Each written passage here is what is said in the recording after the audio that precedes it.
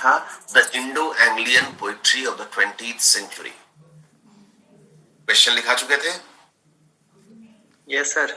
Yes sir. या question ये भी हो सकता है the Indo Anglian poetry of the post independence era. ये नहीं होता है, चलिए ठीक है। इंडो, आप केवल यही क्वेश्चन रखें, Indo Anglian poetry of the 20th century, केवल यही ध्यान रखिए आप, बस इसी क्वेश्चन को ध्यान रखिए। पहला पैराग्राफ पिछले आंसर जैसा ही है, कोई चेंजेस उसमें नहीं है क्या? देखिए तो फर्स्ट पैराग्राफ में कोई चेंज नहीं होगा। सेकंड पैराग्राफ मेरे ख्याल से ये पढ़ा दिए थे क्या जी? ये सर, ये वाला पढ़ा दिए थे। पोस्ट इंडिपेंडेंस पढ़ाना है? ये सर। चलिए ठीक है, क्वेश्चन देखिए। The Indo Anglian poetry of post independence, the Indo Anglian poetry of post independence, bracket में आप लिख लीजिएगा 1947 ऑनवर्ड्स, 1947 के बाद। ये वाला क्वेश्चन था हम लोगों का। पहला पैराग्राफ वैसा का वैसा है, कोई चेंज लाने की जरूरत नहीं है, कोई चेंज लाने की जरूरत नहीं है। और सच पूछिए तो आपको परीक्षा में शायद पहला पैराग्राफ लिखने की जरूरत भी नहीं पड़ेगी अगर शॉर्ट क्वेश्चन पूछा जाएगा तो। आपके सिलेबस में आपको शॉर्ट क्वेश्चन पूछना है 150 वर्ड्स का, लेकिन पेपर सेटर पागल की तरह क्वेश्चन सेट करता है। क्या सेट कर देगा कोई खबर आपको नहीं है। तो थोड़ा सा आपके पास मटेरियल होना चाहिए कि आप अपने आंसर को लंबा कर दें। सेकंड पैराग्राफ देखिए, सेकंड पैराग्राफ भी मोटे तौर पर वैसा ही है, कोई चेंजेस नहीं है। सेकंड पैराग्राफ में भी पीछे हम लोग पढ़ चुके हैं, सेम पैराग्राफ। थर्ड पैराग्राफ आइए, सरोजनी नायडू। तो सरोजनी नायडू के बारे में पढ़ चुके हैं, नहीं पढ़े हैं? पढ़ चुके हैं sir. Fourth paragraph Shri Aurobindo,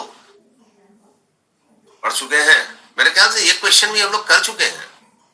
no sir, no sir, नहीं है। श्री अरबिंदो कर चुके हैं हम लोग, पहले भी पढ़ चुके हैं। श्री अरबिंदो के बारे में दो क्वेश्चन ऑब्जेक्टिव आ सकता है। एक तो who is known as the great seer of Puducherry, seer means saint, या who is known as saint poet, संत कवि के रूप में कौन जाना जाता है? तो श्री अरबिंदो। और सावित्री किसकी लिखी गई है? तो अरबिंदो की लिखी गई है। या अरबिंदो ने कौन सी प्रसिद्ध कविता लिखी है? तो वो सावित्री है। मैग्नम ओपस का मतलब क्या होता है? सर्वश्रेष्ठ रचना। उसके बाद अगला paragraph, the body of Indian English poetry, ये पैराग्राफ भी पीछे हम लोग पढ़ चुके हैं। उसके आगे वाला पैराग्राफ देखिए, टॉम मॉरिस, ये पैराग्राफ भी पीछे हम लोग पढ़ चुके हैं। उसके बाद का paragraph the Indo Anglian poets of 20th century, ये पैराग्राफ भी पढ़ चुके हैं और आखिरी लाइन भी पढ़ चुके हैं। तो अगर एक याद होगा तो सारा याद होगा, एक याद नहीं होगा तो एक भी याद नहीं होगा। ठीक है? तो पोएट्री आपको दो ही क्वेश्चन देखना है, poetry of the 19th century and poetry of the 20th century. सिर्फ ये दो क्वेश्चन याद कीजिएगा तो आप कोई सा भी क्वेश्चन आंसर कर सकते हैं। 19th सेंचुरी कब से कब तक शुरू हुआ? कब से कब तक था? 19th सेंचुरी में चार इंडो एंग्लियन पोएट्री के चार फेजेस हैं। पहला फेज क्या था? एज ऑफ पायनियर्स, 1820 से 1870। दूसरा एज था the era of Indian renaissance, 1870 से 1900। The era of political awakening 1900 to 1947, और चौथा एरा है एरा ऑफ इंडिपेंडेंस, तो जो 1947 के बाद का है। आपको क्वेश्चन क्या पूछ सकता है? आपको पूछ सकता है 19th सेंचुरी पोएट्री, तो आपको एज ऑफ पायनियर्स और एरा ऑफ इंडियन रेनेसां के बारे में लिखना है। आपको क्वेश्चन पूछ सकता है Indo Anglian poetry of the 20th century, तो एरा ऑफ पॉलिटिकल अवेकनिंग और एरा ऑफ इंडिपेंडेंस के बारे में आपको लिखना है। आपको किसी एरा के बारे में अलग से पूछ दे तो सिर्फ उतना ही लिखना है। इसके बाद के क्वेश्चन पर आइए, इंडो एंग्लियन नॉवेल। क्वेश्चन लिखिए, इंडो एंग्लियन नॉवेल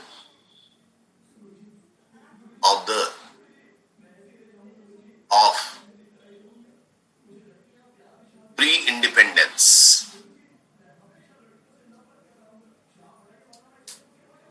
स्लैश कीजिए,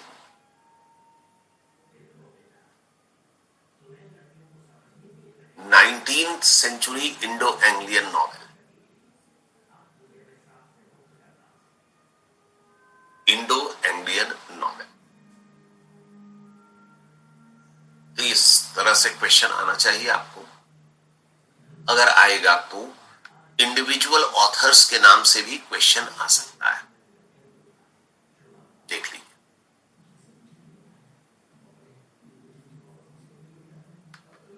generally speaking,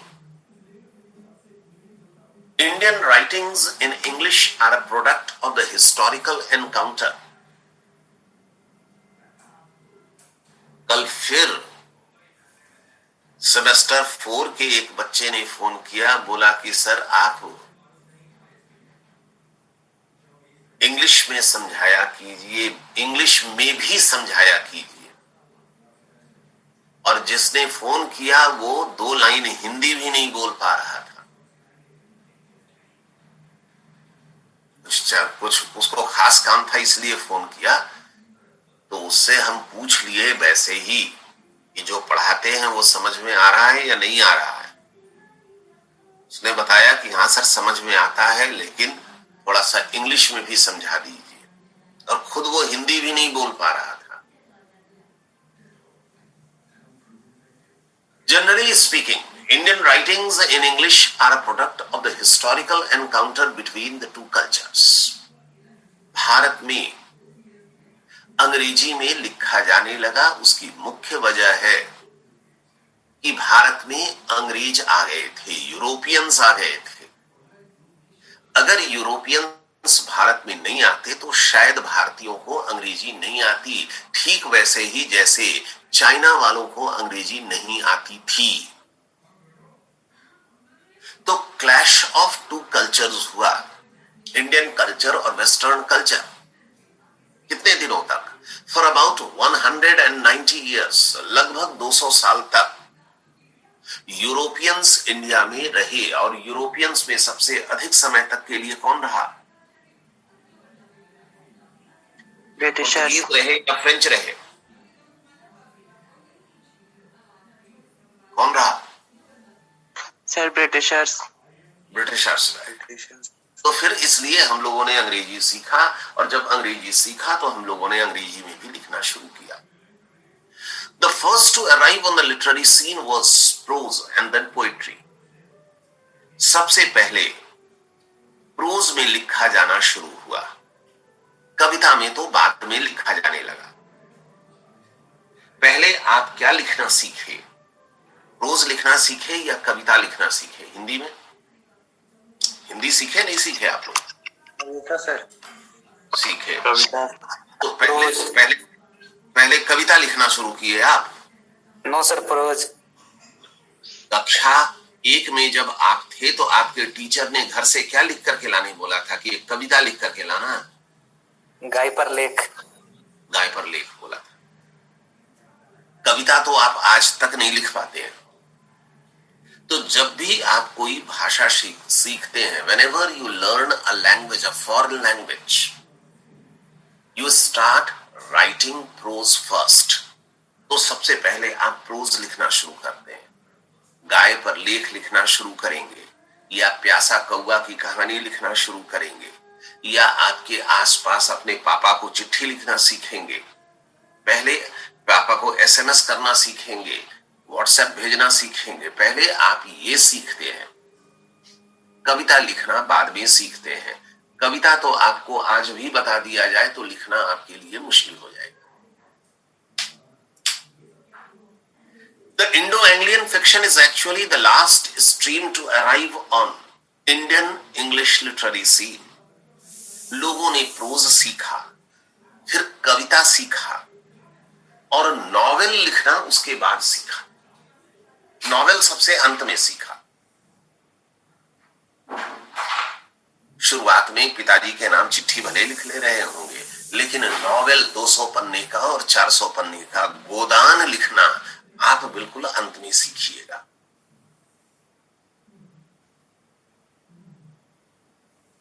But it mirrors the ability and feasibility of the Indians writing fiction.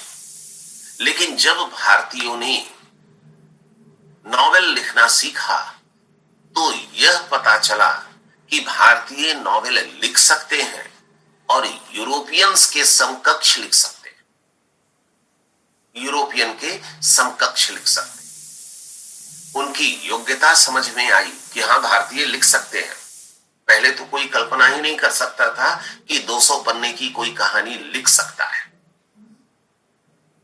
और उसके बाद फिर हुआ कि जब लिखने लगे तो हुआ कि अच्छा लिख रहे हैं या खराब लिख रहे हैं। तो भारतीयों ने अच्छा लिख करके दिखाया। किताब आप छाप लें और बाजार में बिके ही नहीं, तो ऐसा नहीं था।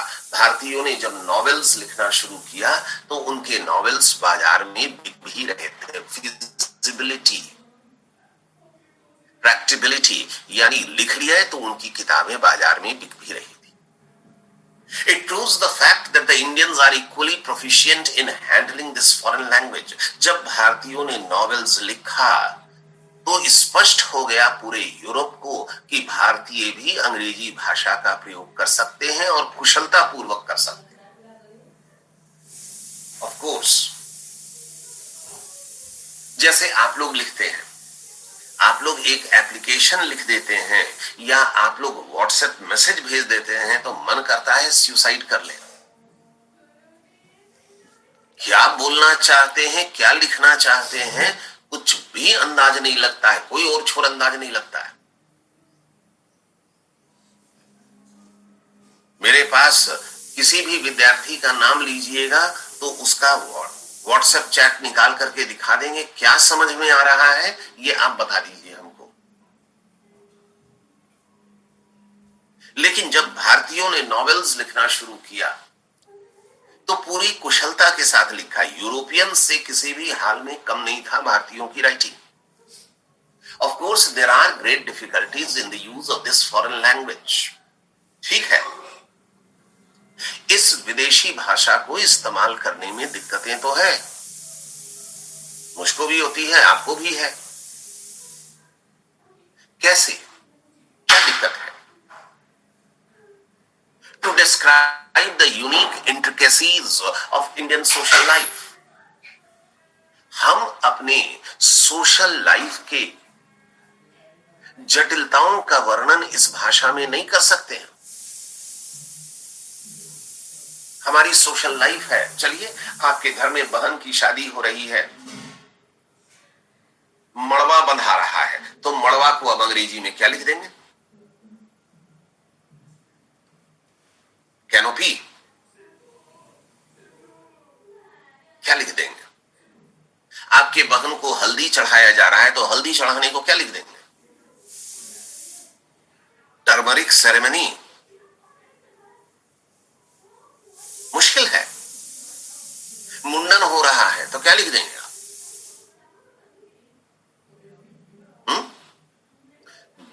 गृह प्रवेश हो रहा है आपके घर में तो गृह प्रवेश का क्या अंग्रेजी ट्रांसलेशन कर देंगे? House warming ceremony. कैसे कर देंगे? हम लोगों के यहाँ हाउस को वार्म किया जाता है, ये यूरोप में होता है हाउस वार्मिंग सेरेमनी। हम लोग तो ऐसे ही वार्म है, तो कैसे करेंगे? ये दिक्कत। ठीक है, हाउस वार्मिंग सेरेमनी ही हम लोग भी बोलते हैं, हम लोग भी उसको हाउस वार्मिंग सेरेमनी ही बोलते हैं। कार्ड जब छपवाते हैं तो हाउस वार्मिंग सेरेमनी ही लिखते हैं, लेकिन हमारे कुछ सोशल लाइफ की चीजें बेहद इंट्रिकेट हैं, बेहद जटिल हैं, तो उनको ट्रांसलेट नहीं कर सकते हैं इंग्लिश में। इसके अलावा and the untranslatable nuances of our conversational speech, और हमारी बातचीत में कुछ शब्द, कुछ एक्सप्रेशंस ऐसे हैं जिनको तो ट्रांसलेट किया ही नहीं जा सकता, जिनको ट्रांसलेट किया ही नहीं जा सकता। जैसे चरवाहा गाय चराते समय मुंह से आवाज निकालता है, तो उसको आप कैसे ट्रांसलेट कर लीजिएगा? सो बतलाइए। आपके दादाजी धोती पहनते हैं, तो धोती को क्या बोल दीजिएगा? आपकी मां साड़ी पहनती है, तो साड़ी को आप इंग्लिश में क्या बोल दीजिएगा? आप सलवार सूट पहनते हैं, तो कुर्ता पहनते हैं, तो क्या बोल दीजिएगा? सो हमको समझा दीजिएगा। तो ये अन्न, या मान लिया कि किसी को भगा रहे हैं, गाय को भगा रहे हैं, गाय आपके दरवाजे पर आ गई, गाय को भगा रहे था, हट हट कर रहे हैं, करते हैं ना, तो क्या ट्रांसलेट कर दीजिएगा उसको इंग्लिश में? सो समझा दीजिए हमको। धत तेरी की, तो उसको क्या बोल लीजिएगा आप इंग्लिश में? Damn it. तो ये कुछ अनट्रांसलेटेबल नुआंसेस हैं, कुछ ऐसी एक्सप्रेशंस हैं, कुछ ऐसी चीजें हैं जिसको कि हम इंग्लिश में ट्रांसलेट कर ही नहीं सकते। But the creative Indian fiction writers have overcome these difficulties. लेकिन अच्छे राइटर्स, भारत के अच्छे राइटर्स जो अंग्रेजी में लिख रहे थे, उन लोगों ने इन चीजों पर भी ओवरकम किया, इन चीजों को भी स्पष्टता से व्यक्त कर दिया।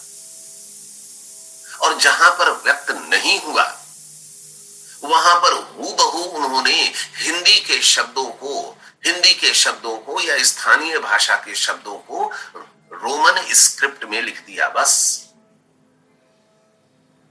रोमन स्क्रिप्ट में लिख दिया। स्क्रिप्ट की बात चली तो हिंदी किस स्क्रिप्ट में लिखते हैं हम लोग? देवनागरी। देवनागरी या देवनागरिक? अनिल, देवनागरिक या देवनागरी? देवनागरी। नागरी। पक्का? Yes sir. और उर्दू? फारसी।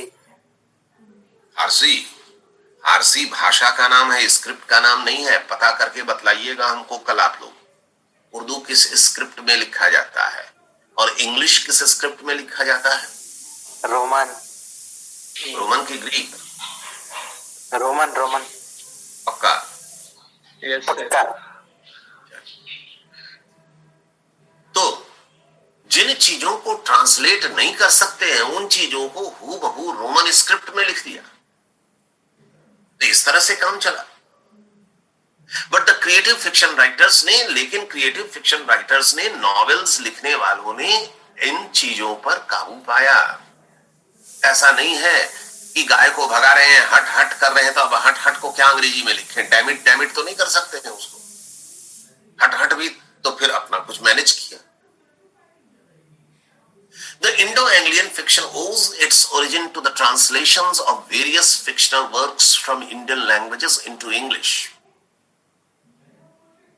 शुरुआत में जो नॉवेल्स लिखे गए, वो पहले से मौजूद कहानियों का, पहले से मौजूद किताबों का ट्रांसलेशन हुआ इंग्लिश में, notably from Bengali into English. विशेष करके बांग्ला भाषा में लिखी गई कहानियों का अंग्रेजी में ट्रांसलेशन हुआ।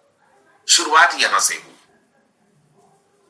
बिल्कुल पहली शुरुआत तो प्रोज की कैसे हुई होगी? जब अंग्रेज आए और अंग्रेज को एप्लीकेशन देना है कि मेरे मोहल्ले में आपको पढ़ाया जाता है ना, स्कूल में एप्लीकेशन पढ़ाया जाता था कि नहीं? किस क्लास से पढ़ाया जा रहा है? 6 to 10 6 to 10 तक नहीं, 12th में भी पढ़ाया गया है आपको, और उसके बाद कॉलेज में भी एबिलिटी एनहांसमेंट में सेम 1 में भी पढ़ाना था, और आगे भी आपको पढ़ाया जाएगा। क्या आप बता सकते हैं कि एप्लीकेशन आपको क्यों पढ़ाया जाता है?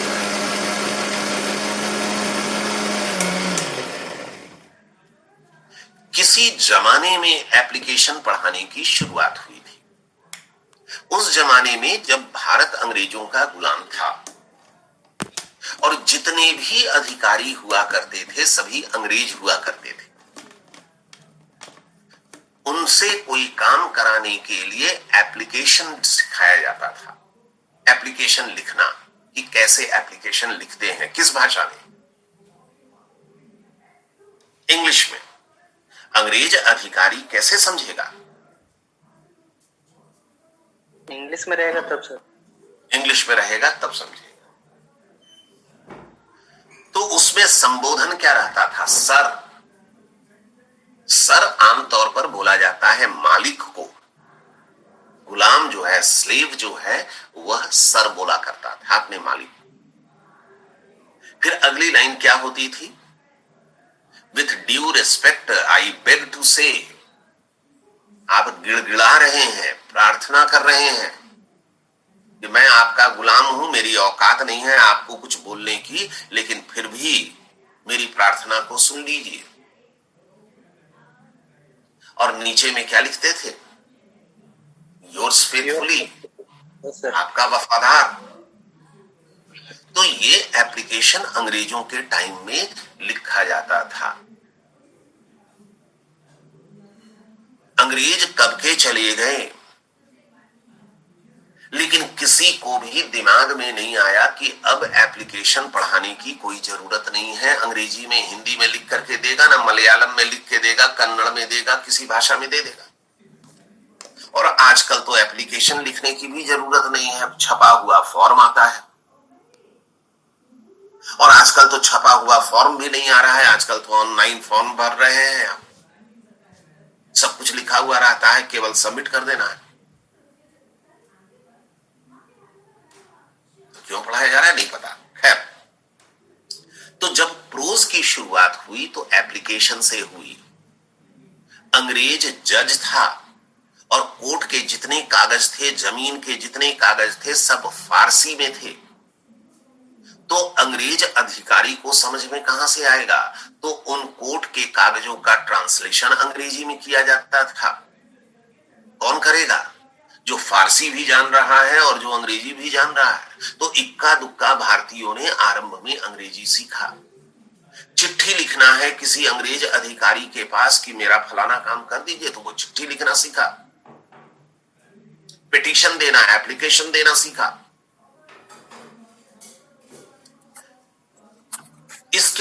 इससे प्रोज की शुरुआत हुई थी। धीरे धीरे धीरे धीरे जब कई लोगों ने अंग्रेजी सीख लिया, तब फिर शुरुआत हुई कविता की और नॉवेल की। और जब भारतीयों ने लिखना शुरू किया तो बहुत अच्छा लिखा। आरंभ में जो नॉवेल लिखे गए वह बांग्ला भाषा में पहले से मौजूद उपन्यासों को अंग्रेजी में ट्रांसलेट किया गया। किसके लिए? बांग्ला भाषा में जब नॉवेल पहले से थे तो उसको अंग्रेजी में ट्रांसलेट किया गया। किसके लिए? कौन पढ़ेगा अंग्रेजी? भारत में कितने लोगों को अंग्रेजी आती थी 1920 में, 1910 में? कितनों को आती थी?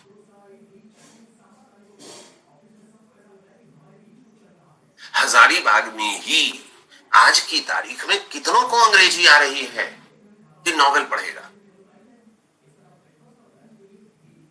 5,000? 10,000? ये सर काफी है इतना, उससे ज्यादा तो नहीं। और उस 10,000 में भी नॉवेल पढ़ने वाले कितने हैं? 100। खंडेलवाल के पास चले जाइए तो वो बोलेगा कि 5 साल से ये अंग्रेजी नॉवेल रखे हुए। कभी पूछते हैं कि ये किताब क्यों नहीं मंगाते, ये किताब क्यों नहीं मंगाते, तो बोलता है कि सर आप बता दीजिए तो हम मंगा देते हैं आपके लिए। ये किताब 12 साल से पढ़ा हुआ है, नहीं बिका है, ये किताब 8 साल से रखा हुआ है, नहीं बिका है, तो भाषण दे लीजिए जरूर, लेकिन किताब खरीद के पढ़ने वाला कौन है? लाइब्रेरी नाम की चीज नहीं है हजारीबाग में, और लाइब्रेरी है तो उसमें अंग्रेजी किताब पढ़ने वाला कोई नहीं, तो दिक्कत तो थी। तो बांग्ला भाषा से 1910 में और 1920 में किताबें ट्रांसलेट हुई अंग्रेजी में, किसके पढ़ने के लिए? अंग्रेजों के लिए किया गया था। रामायण का ट्रांसलेशन हुआ, महाभारत का ट्रांसलेशन हुआ, और भी किताबों का ट्रांसलेशन हुआ अंग्रेजों के पढ़ने के लिए। क्यों अंग्रेज पढ़ेंगे भाई, उनको क्या फुर्सत है?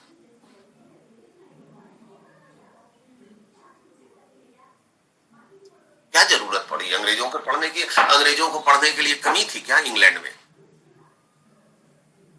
The English people were ruling over India. अंग्रेज भारत पर शासन कर रहे थे, और उनका शासन बेहतर हो सकता था if they understand the social and cultural nuances of India in a better manner.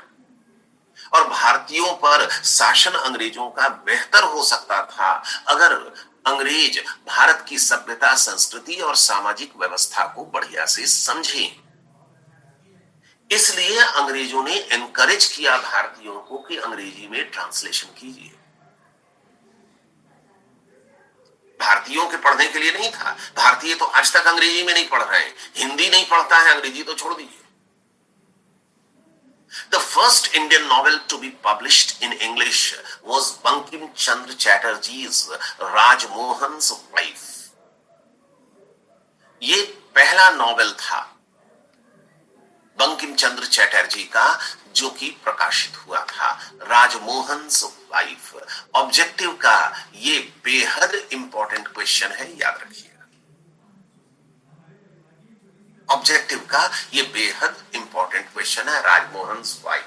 Bankim Chandra ने इसको लिखा था।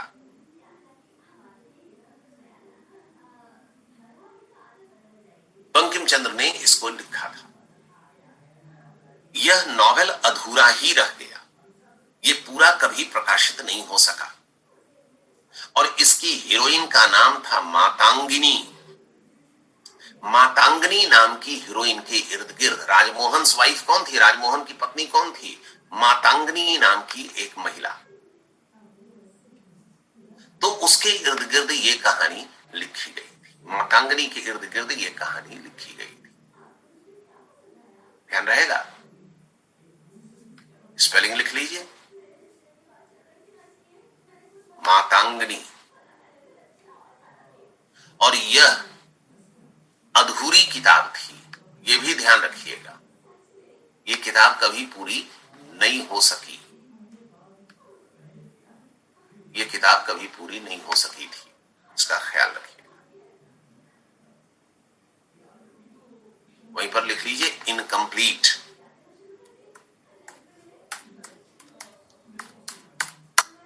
अधूरी थी। इन द 19th सेंचुरी, उसके बाद 19th सेंचुरी में तोरू दत्त ने लिखा। तोरू दत्त कौन थी? दत्त एक पोएटेस थी। तोरू लता देवी आरंभ में हिंदू थी, इसके पिता गिरीश चंद्र दत्त क्रिश्चियन थे। फिर इसकी माता भी क्रिश्चियनिटी एक्सेप्ट की, और by virtue of being Christian mother and father ये सभी क्रिश्चियन हो गए। और तोरू दत्त 21 साल की उम्र में मर गई थी। लेकिन इस कम उम्र में ही ये फ्रांस घूमी, इंग्लैंड घूमी। अंग्रेजी भाषा पर इसका बड़ा जबरदस्त अधिकार था, तो इसने एक नॉवेल लिखा, और वो भी अधूरा रह गया। ये लिख सकती थी। इसने एक नॉवेल लिखा जिसका नाम था बियांका, जो किताब द यंग स्पेनिश मेडन के नाम से भी जाना जाता है। यह भी अधूरा रह गया। It's a great romantic love story set in England. England की पृष्ठभूमि पर लिखी गई किताब है। It was a remarkable performance by a teenage girl. एक टीनेज गर्ल के लिए ये किताब बड़ी भारी उपलब्धि थी, भले अधूरी रह गई हो। तो ये शुरुआती किताब थी। रोमेश चंद्र दत्त, उसके बाद आया रोमेश चंद्र दत्त।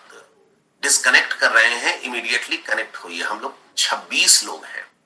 आज तो बहुत लोग आ गए जी, 31 में से 26 लोग आ गए। और कुछ लोग तो परमानेंटली नहीं आता है, रिलैक्स्ड है सब। एंड कर रहे हैं, वापस रिकनेक्ट हुई है। चंद्र दत्त जो संभवतः तोरू दत्त के चाचा थे, जहां तक हमको याद पड़ता है, ऐसे याद नहीं पड़ता, तोरू दत्त से कनेक्शन था इनका। गिरीश चंद्र दत्त के भाई थे। गिरीश चंद्र दत्त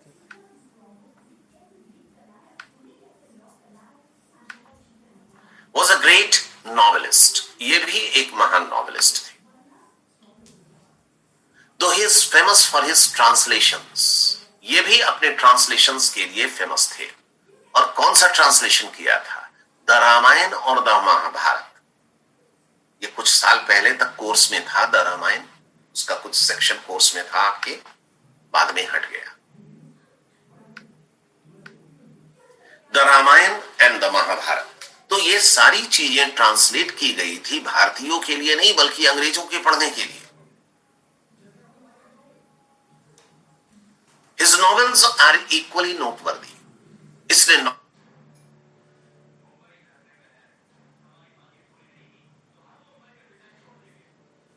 नॉवेल्स भी लिखे। इसके गर्ल ऑफ आगरा, इसका उपन्यास the slave girl of Agra deals with Mughal times. ये मुगल टाइम्स की कहानी है।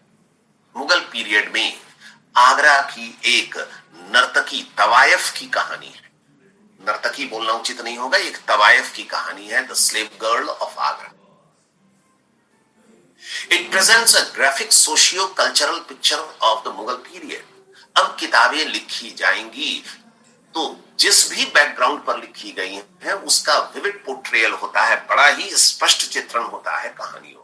तो ये किताब मुगल पीरियड की सभ्यता संस्कृति को दिखलाता है। Is lake of palms is an intimate and reliable picture of social life of Bengal. Lake of Palm नाम की किताब जो है बंगाल की सोशल लाइफ को दिखलाता है। Language and technique are noteworthy. भाषा और टेक्निक कथा कहने की इसकी अच्छी है। फिर शरत कुमार घोष। ईयर हम जानबूझ करके नहीं लिखे हैं, परेशान हो जाइएगा ईयर के चक्कर में, तो फिर बेसिक फैक्ट्स आप भूल जाइए। अगर आपको मन करे तो फिर गूगल सर्च करके लिख लीजिए। शरद कुमार घोष 1001 इंडियन नाइट्स, ये इसकी किताब का नाम था। Recounts in the manner of an orient story teller the supernatural deeds of its hero. 1001 Indian nights में एक हीरो की कथा है जो बेहद साहसिक कार्य करता है। सुपरनैचुरल डीड्स वो परफॉर्म करता है। अब बीच में एक टर्म आया है ओरिएंट स्टोरी टेलर की तरह। तो ये ओरिएंट स्टोरी टेलर क्या भला है? आप लोगों ने कहानी सुनी है अलादीन का जादुई चिराग और उड़ने वाला कालीन। सुना है, नहीं सुना? देखे हैं सर। देखे हैं, फिल्म भी देखे हैं। फिल्म का नाम क्या था? अलादीन। अलादीन के नाम से ही फिल्म था। बड़ी अच्छी फिल्म है, देखनी चाहिए आपको। और उसका हिंदी देखने की जरूरत नहीं है, इंग्लिश देखिए, 2 बार देखिए, 3 बार देखिए, 4 बार देखिए, बड़ी ही अच्छी फिल्म है। तो अलादीन का चिराग और उड़ने वाला कालीन, ठीक है, magic lamp and carpet, flying carpet. Aladdin's magic lamp and flying carpet. ये एक ओरिएंट स्टोरी टेलर है जिसमें की टेलिंग है, स्टोरी है, जिसमें एक कहानी से दूसरी, दूसरी से तीसरी, तीसरी से चौथी, चौथी से पांचवी, पांचवी से छठी कहानी बस इसी तरह निकलती रहती है। ठीक वही टेक्निक जो हमारे सीरियल्स अपनाते हैं। अंत ही नहीं हो रहा है बालिका वधू का, 10,000, 12,000, 14,000 एपिसोड्स हो गया, तो उसको बोलते हैं ओरिएंट स्टोरी टेलिंग टेक्निक, जहां एक कथा से दूसरी कथा निकलती है। तो इसमें भी सुपर नेचुरल डीड्स है हीरो का। सीआईडी सीरियल देखते थे, आजकल पता नहीं आता है, नहीं आता देखते थे। आता है sir. Orient story telling style में वो है कि एक कहानी के बाद दूसरी, दूसरी के बाद तीसरी, तीसरी के बाद चौथी, चौथी के बाद पांचवी कहानी है, और हर कहानी एक दूसरे से लूसली कनेक्टेड रहेगा बस। It was followed by The Prince of Destiny, which appears to be the beginning of political novel. Prince of Destiny लिखा गया और इसको शुरुआत माना जाता है पॉलिटिकल नॉवेल्स का, राजनीतिक विषयों पर लिखा गया यह पहला नॉवेल है। It seeks to analyze the cause of political disaffection. Disaffection मतलब असंतोष in India during the British rule। और इस उपन्यास में अंग्रेजों के शासनकाल के दौरान भारत में जो राजनीतिक असंतोष हो रहा था उस पर चर्चा हुई थी। Tales of Bengal by S.B. Banerjee is a collection of tales of rural India। ग्रामीण क्षेत्र की कहानी है, खास करके बंगाल की, जिसमें ये बतलाने की कोशिश की गई है that humanity is the same in rural Bengal as in rural England, कि लोग एक जैसे ही हैं, चाहे वो बंगाल हो और चाहे ग्रामीण क्षेत्र हो इंग्लैंड का, लोग एक जैसे ही। This work seems to be an attempt to bring harmony among the people of the East and the West। इस किताब का मकसद था कि ईस्ट और वेस्ट के लोगों के बीच में हार्मोनियस रिलेशन हो।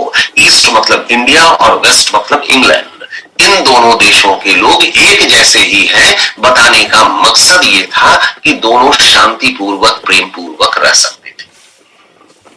अंग्रेजों को भारत से भगाने का अभी तक कोई मकसद नहीं आया। His book Indian Detective Stories, जासूसी कथा, was also a very popular work of fiction pre-independence era में। ये important fiction है। Two important Madras contemporaries, Madras में भी, याद रखिए इधर बंगाल कलकत्ता चल रहा था तो उधर मद्रास में भी अंग्रेज थे और अंग्रेजी जानने वालों की संख्या मद्रास में भी बढ़ रही थी, तो वहां पर भी किताबें लिखी गई। ए माधविया एंड टी रामकृष्ण पिल्लई, ये दो इंपॉर्टेंट नॉवेलिस्ट थे। माधवियाज थिल्लई गोविंदन,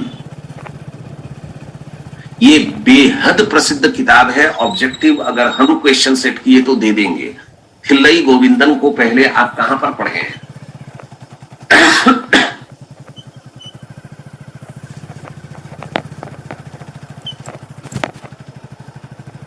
नहीं याद पड़ता। पोएट्स एंड पैनकेक्स में शायद इसका जिक्र है। And Pillai's historical romance Padmini, कौन वाला पद्मिनी? पद्मावत वाली पद्मिनी, ये प्रसिद्ध है। Then we have Shridhar Jogendra Singh, Punjab में था, जिसने की नूरजहां नाम की किताब लिखी। और नूरजहां कौन? अकबर की बेटी या अकबर की बीवी? जहांगीर की पत्नी Noor Jahan. The various English translations of Bankim Chandra Chatterjee's celebrated novels raised the English fiction to a recognizable status। Bankim Chandra Chattopadhyay जो ओरिजिनली बांग्ला में लिखा करता था, इसकी कई किताबों का ट्रांसलेशन हुआ, और जब ये ट्रांसलेशन हुए तो थोड़ा सा स्टैंडर्ड तो इंग्लिश फिक्शन का बढ़ा। बंकिम चंद्र चट्टोपाध्याय की किस किताब से जनगण मन लिया गया है?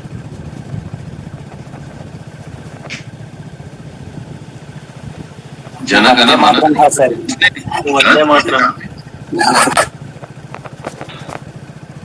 इस किताब से लिया गया है।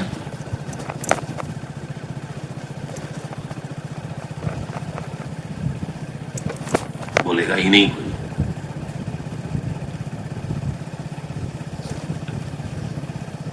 जनगण मन अधिनायक किसने लिखा है? रविंद्रनाथ टैगोर।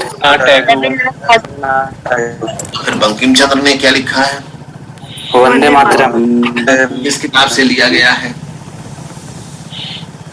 सर में भी आनंद मठ। मे भी क्यों? मे भी क्यों? या तो आनंद मठ से लिया गया है या आनंद मठ से नहीं लिया गया। आनंद मठ से ही लिया गया है। आनंद मठ से ही लिया गया है। तो आप अपने फैक्ट्स के बारे में श्योर रहिए, आनंद मठ से ही लिया गया। बीच बीच में हम पूछ लेते हैं, एक तो मेरी जानकारी खुद की कम रहती है और दूसरा आपको भी हम टेस्ट कर लेते हैं कि कहां हैं आप। ठीक है, जैसे हमको पता था कि जनगण मन जो है वो रविंद्रनाथ टैगोर ने ही लिखा है। किसके स्वागत में लिखा था?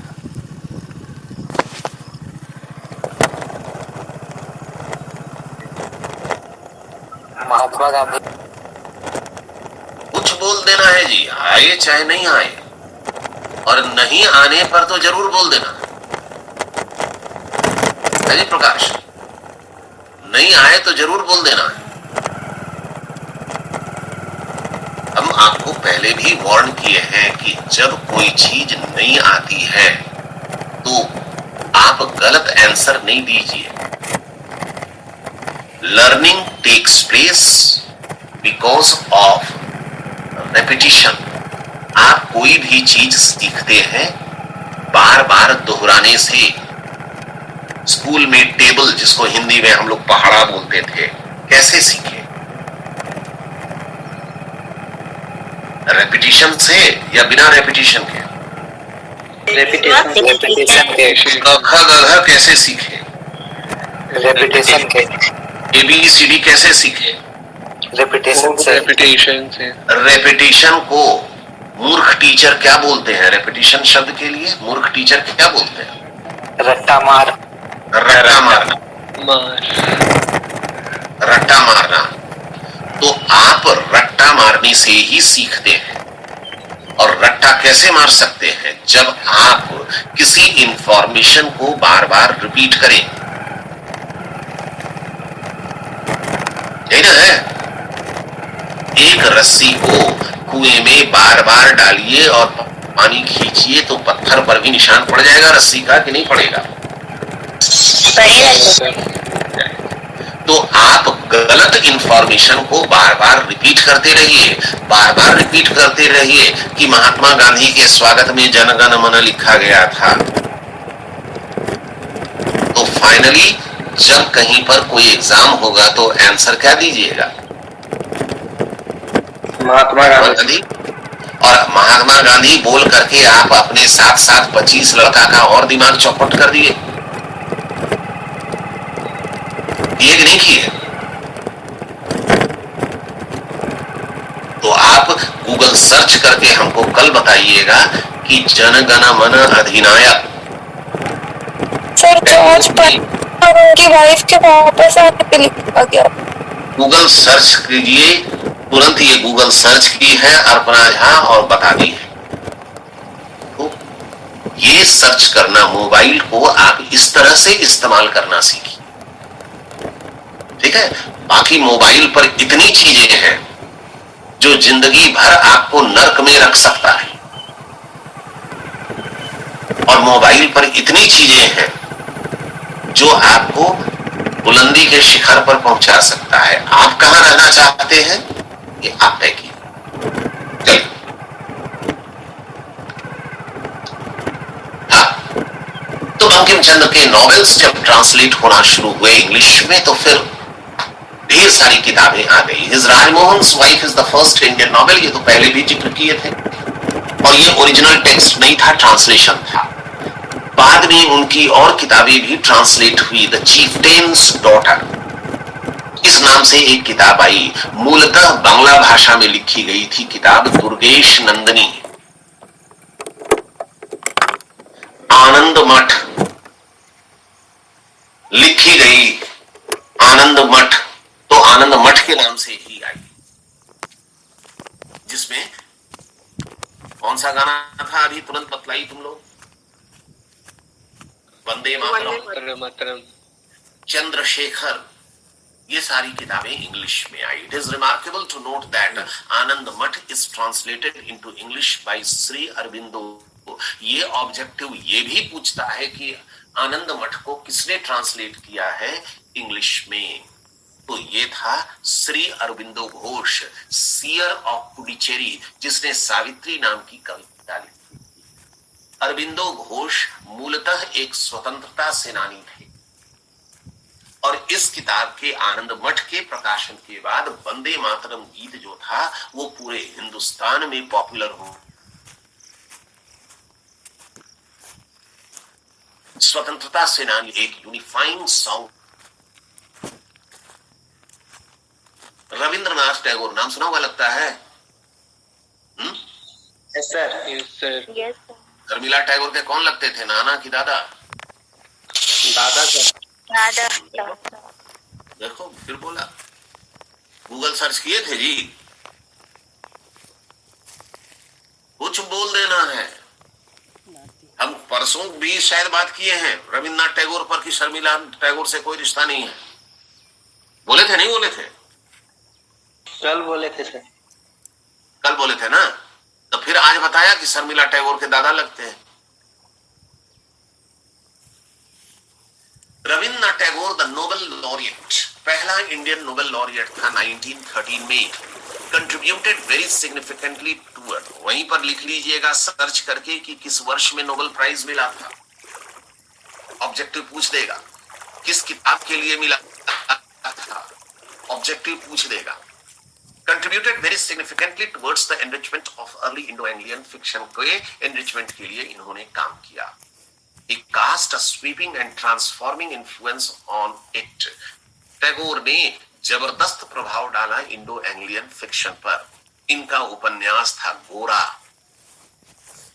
The wreck, home and the world, Ghare Baire, Bangla में लिखे थे Ghare Baire, and short stories. Originally Bangla में लिखा गया था लेकिन इनका ट्रांसलेशन इंग्लिश में हुआ। कुछ ट्रांसलेशन इन्होंने खुद ने किया, कुछ दूसरों ने किया। The form of his novels is old fashion. जिन परंपराओं का नॉवेल लिखने में इन्होंने पालन किया वो बीती बातें हो गई थी, but relevant to the modern context, लेकिन आज भी उनका अर्थ निकलता है। His works brought to Indo Anglian fiction realism and social purpose. इन्होंने अपने नॉवेल में समाज के वास्तविकता का चित्रण किया और ये चाहते थे अपने नॉवेल्स के माध्यम से भारतीय समाज में सुधार लाने का। He gave emotional and psychological depth to characters. Character portrayal, जो चरित्र चित्रण इन्होंने किया उसमें इन्होंने इमोशन और साइकोलॉजिकल डेप्थ इनकॉर्पोरेट किया, भावनाओं को डाला। कैरेक्टर भी कुछ सोच सकता है, उसकी भी भावनाएं रहती हैं, ये बातें इन्होंने की। His stories are lucidly told. कहानियों को इसने बहुत ही प्रिसाइजली बोला। कहानियां बेहद वेल निट है, अच्छी कहानियां।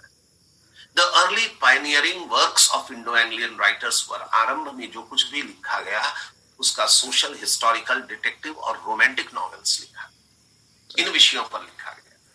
दे लैक्ड डेप्थ, ठीक था कि ये यूरोपियंस नॉवेल के समकक्ष नहीं थे स्टाइल एंड टेक्निक में, लेकिन फिर भी इन्होंने परमानेंट प्रभाव छोड़ा, इम्प्रिंट छोड़ा history of Indo Anglian fiction और इस जॉनरा के डेवलपमेंट में जबरदस्त योगदान दिया। यहीं पर छोड़ते हैं।